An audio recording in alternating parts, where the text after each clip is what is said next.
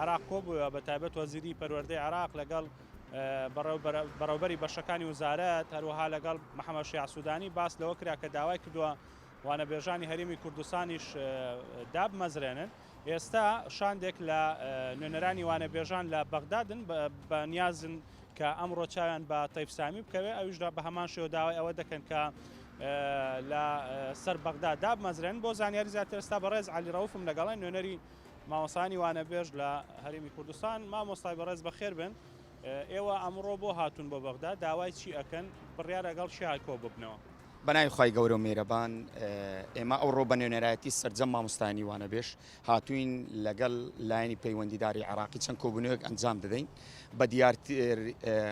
بە دیاریکراوی دیارترینیان لەگەڵ بەڕێز تەیف سامی وەزیری دارایی عراق بۆ ئەوەی مامۆستانی وانەبێژ وەکو پارێزگاکانی بەغدا و مووسڵ نەجف و ئەمبار ئێمەش ببین بە هەمیشەی. داواکاری سەرەکی ئێمە تەنها دامەزراندن و بوون بە هەمیشەی مامۆستانی وانەبێژە سەرجەمیان، هەتا باسی ئەوەش دەکەین کە ئەوانی لادراون کە میلا کاتیتە شوێنیانیان بە هەر هۆکارێکەوێت.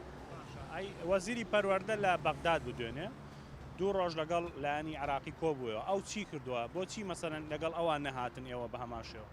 وەڵا ئێمە وەکو نوێنەرانی دەستەی مامۆستانی وانەبێژ هاتوین، ویسمان خۆمان بین لێرە تاقیبی بکەین، تاقیبی پرۆسەکە بکەین. لە ئێستادا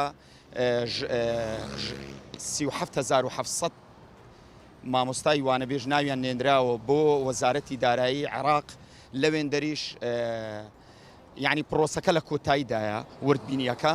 ئەمەش ویستمان ڕاستی لە نزیکەوە ئاگاداری پرۆسەکە بین بۆ ئەوەی گوێمان لە بەڕێز وەزیری دارایی بی، لایەنی پەیوەندیداری عراقی بی، بزانێت چ بۆ مامۆستایانی وانەبێژ دەکەن. ئایا حکوومەتی یاریمی کوردستان پێویستە چی بکە، ئەو لیستە چۆن بنێرێ؟ ناردوویەتی، بەڵام دەمانەوێت خۆمان تاقیبی بکەین بەڕاستی.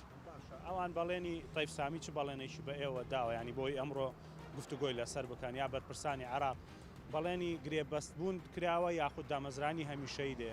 وەڵا ئێمە داوای بوون بە هەمیشەیی دەکەین و لە ئێستادا ئێمە ئەو بەڕێزەمان نەبینیوە، کەی بینیمان ئینشاڵڵا قسە لەگەی تر دەکەینەوە. مەبەستم وایە کە داوای چاوپێکەوتنتان کردووە لەگەڵ تەیف سامیە، ئەو لەسەر چ میکانیزمێک گفتوگۆی لەسەر دەکەن؟ چکە وەزیری پەروەردەش کە لێرە بووە لەگەڵ وەزیری پەروەردەی حکوومەتی عراقدا قسەی کردووە.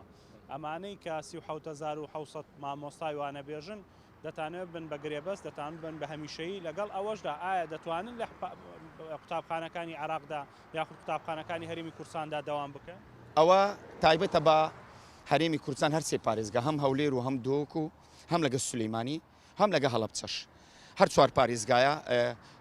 ژمارەی مامۆستایانی وانەبێژیش 37,700 مامۆستای وانەبێژە. ئێمە لە ناو هۆڵەکانی خوێندن کە دەوام دەکەین لەسەر حکوومەتی هەرێمی کوردستانی، بەڵام ڕوون و ئاشکرایە لە ئێستادا هەموو شایستەدارایەکان و هی فەرمانبەرانی حکوومەتی هەرێمی کوردستانیش بەرەو چارەسەربوون دەڕوا.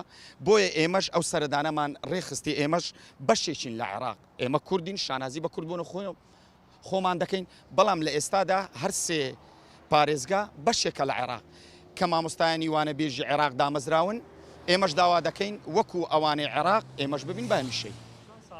بە خۆبەخشی کارەکەن لە بەغداد؟ وەڵام من بە باسی خۆم نەکەم وەکو وانەبێژ، مامۆستامانەیە 16 ساڵە وانەبێژە. ئێمە وەکو نوێنەرایەتی دەستەی مامۆستایانی وانەبێژ 9 ساڵە ئێمە بەردەوامین. هەر بۆ زانیاری بەڕێزت ئەوە دووەم جارە دەین دیدارمان دەبی لەگەڵ لایەنی عراقی. پێشتر ئەوە بەری 7 مانگە لەگەڵ وەزیری پەروەردەی عراق دانیشتم خۆم، یاداشتەکەم پێدا، هەم یاداشتێکمانیش بە بەڕێز محەممەد شیع سوودانیدا.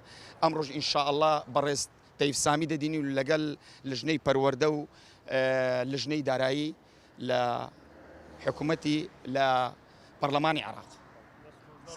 ئینشاءڵڵا سەرکەوتووە بن. بەڵێ ینی بە شێوەیەکی گشتی ئەمە هەموو زانیاریەکان بوو کە لەسەر ئەو شاندەی کە بەتەمان لەگەڵ تەیف سامی ئەم ئێوارەیە کۆ ببنەوە، باس لەوە دەکەن کە دابمەزرێن بە هەمیشەیی کە 37,700 مامۆستای وانەبێژە ماوەی چەند ساڵێکە لە هەرێمی کوردستان بە خۆبەخش کار دەکەن.